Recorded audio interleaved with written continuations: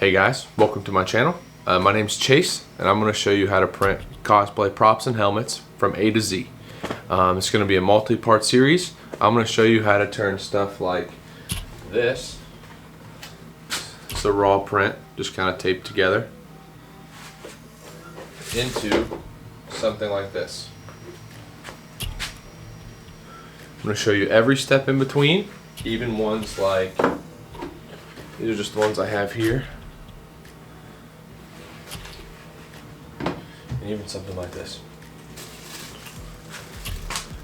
I'm actually really excited for this one.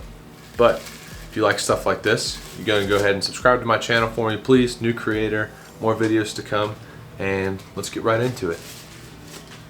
Alright, what's up guys? We're here at the computer, and I'm going to show you places where I find my files. So the first one on the page, as you can see right here, it's either Do3D or Do3D. I think it's Do3D, but I'm not completely sure. So they have all kinds of files here. You can find pretty much anything you want if you just look. So up here, I have all the other websites where you can find stuff, but I'm just gonna start here. So one of my favorites on Do3D, also ones that are free on here are Spider-Man. Here's a $20.99, Red Hood, Blue Beetle. I mean, these are awesome files. Daredevil Cow. Let's see.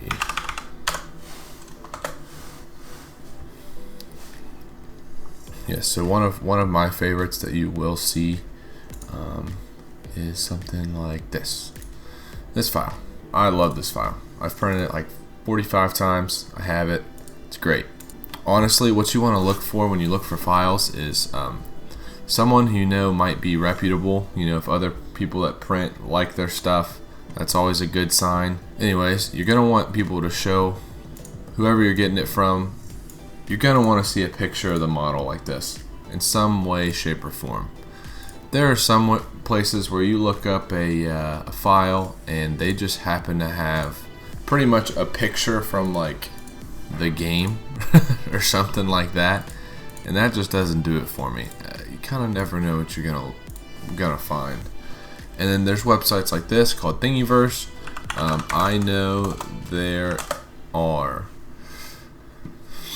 Iron Man helmets and stuff on here. If you just look around, you know, you can find pretty much anything you want. You know, I don't know. It's all possible. So it just depends what you're looking for. You know, if you want to try something, you don't really want to pay for it, Thingiverse is a great option. There's tons of stuff on here. You just got to be willing to look around. Like here's a good faceplate. That looks nice to me. Oh, this is actually the whole helmet, but it's filled in, so be careful when you see that. See this? But yeah, you want to have someone who has all the files, you know, has versions of them, so you can actually see what you're getting. On Thingiverse, there's this tab called Makes where people try and make it. So like this one, I probably wouldn't try based off of that picture. But so other places where you can find some files, there's this website. I don't use this one very much. I'd say this is easily my least used. Cults 3D, nothing wrong with it, but I just don't use it. Let's see if there's an Iron Man helmet on here. I'm sure there is. Yeah, there's plenty of stuff you can choose from. I'm just using Iron Man. It's just the only thing I can think of right now. But you can search anything. You can search anything. So, aside from Do3D, another one of my favorites are...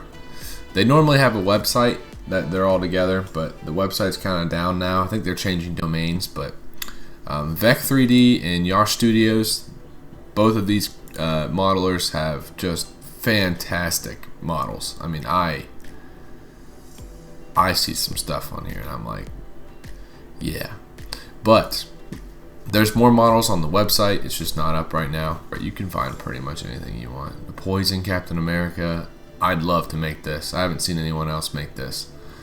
Comic War Machine. Man, I mean, these are just some mashup helmets. You can find anything you're looking for. So just because I didn't name a certain website or a certain 3D modeler doesn't mean, one, that I haven't used them, or two, that they're not good. These are just the ones I thought of at first and I would recommend. So yeah, let's move on to Creality Print and let's check out slicing, sizing, all that. Alright, back into Creality Print. So I'm just going to use an example I'm comfortable with. I normally print helmets. I'm in the middle of making my first prop, an Aquaman Trident. It's pretty cool, but you get the point. So let's do, here's this file. So this is actually the free file from Do3D. And what printer I'm using, I have a K1 Max. I love it. I started off using an Ender 3 though. So don't start that mess, because you can make anything you want if you just are willing to put the work in with any printer you have. You just won't be able to do it all in one piece, which I'll show you. It's possible, you know. Don't even worry. If you want to make it, you know, if you want it enough, you can make it. So let's talk about orientation first, just because. So lots of printers, I do realize, are not this big. This printer is massive. The fact that I can just lean this helmet back and it's still in the bounds is just unbelievable to me. But regardless, most of you, if you have a decent sized printer, are gonna have to do something like this. And you can save a lot of room doing this. A lot of room. Sorry if you can hear that in the background.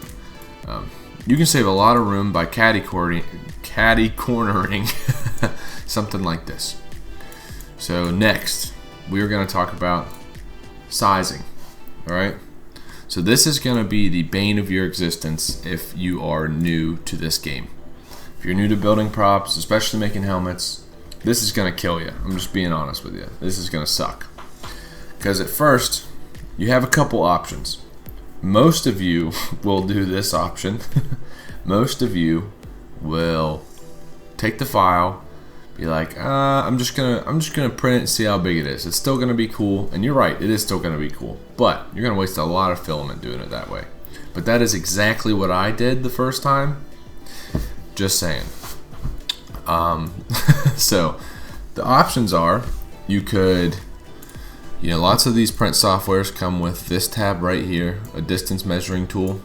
You know, you could try and measure like the back of the head, and then like from the top to the bottom down here, you know, across the temples, stuff like that.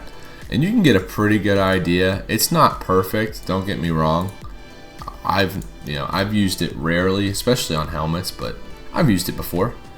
Another thing that you can do is, for those of you who are kind of in the middle, you've printed some things before, you have a couple files you've done, you're starting to branch out, something like that, you can do this next method.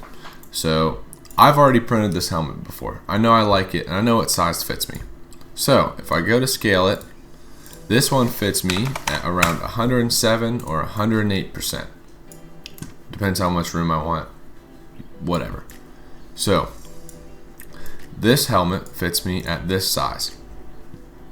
So if I already know that, I can actually use this for reference with another new file. So let me show you what I mean. It's embarrassing, you are going to see my my names, my file names. Okay, so now that you have your new file pulled up, you can do this in Blender, you can do this in whatever print software you like. Just pull them both out and check them out together. So here's something awesome you can do. So try and mimic as close as you can how the file you already have. Let's see here, it'd probably be -45 then. You know, this isn't perfect, obviously. You're gonna want to get it close, just kind of so it's standing in the same spot.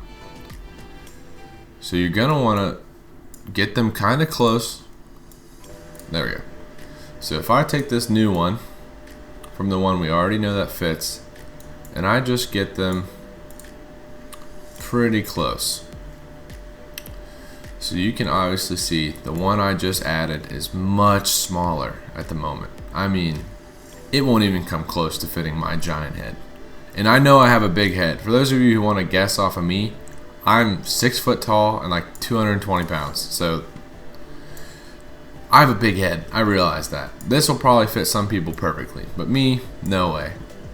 So what you can do is you can start scaling it up little by little, you know, something like this, until you're able to pretty much match them up perfectly. So as you can see, this is pretty close, and this would fit me. But you can do something like this for a good idea of sizing, like a good place to start. For example, like if I just went ahead and printed this, it would probably be a little tight, not gonna lie, but it would be a lot better than just shooting a random one, right? So that's a good tip. You can also, I've never done this, but there is an option of, you could always scan your head put the scan of your head into the slicing software or Blender and compare sizing that way, and that works really good. That's probably the most accurate way, but I haven't done that yet. So here are my methods. Alright, and then before you send your files to print, you know, you're excited, you have a good idea, this is gonna fit me, this is awesome, right? I get it, super exciting. One thing you're gonna want to do, you need to check the supports and place the supports. How do I do that, Mr. Chase? I'll show you. So you have a couple options in this software. All these softwares are pretty much the same thing. They're a little different here and there, but they got all the same stuff, I promise. So somewhere you're gonna see a support tab. You can open it, and then you have a couple options here. Some people will like to do this, just automatic support. It'll put supports everywhere, but I will show you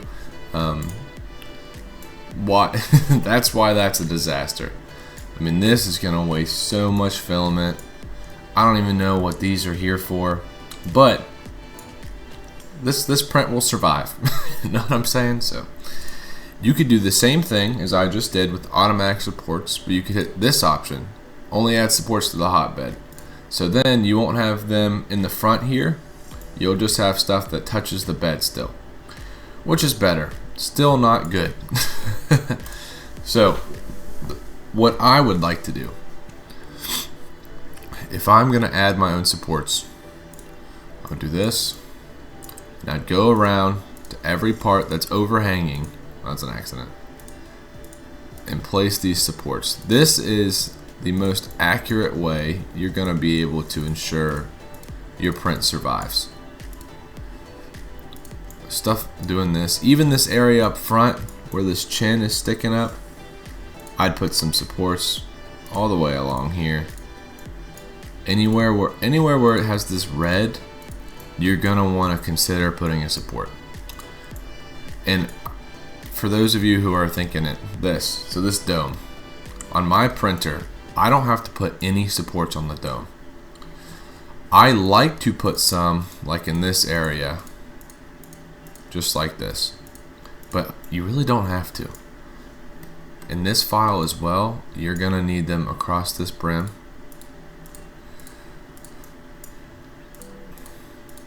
And this one as well, and probably up to this point. You may not have to.